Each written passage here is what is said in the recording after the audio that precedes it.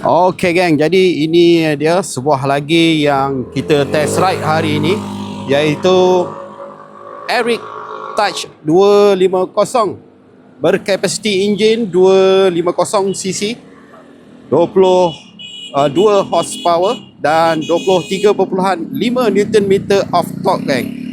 Inilah reka bentuk dia. Dan untuk pengetahuan korang, so korang akan standby untuk kedatangan jentera ni di Malaysia 2026 geng.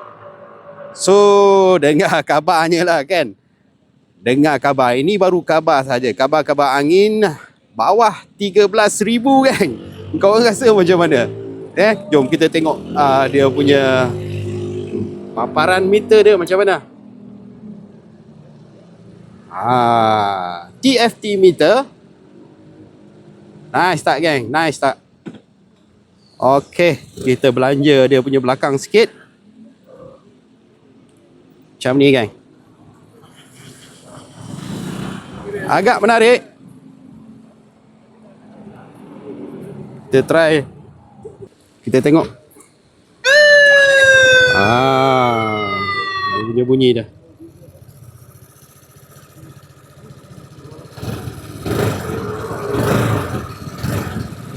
Smooth engine dia. Okay, macam ni lah guys dia punya design dan reka bentuk dia. Menarik tak guys?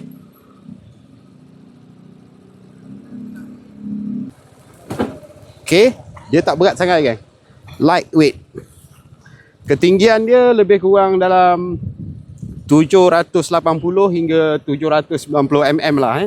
Dari segi ketinggian dia ni tak banyak beza dengan skuter-skuter yang lain lah. Alright. Okay guys, nice tak? Kalau nice, sila komen di bawah. Pada masa yang sama, ia turut dilancarkan secara rasminya Jinlang dan M-Force.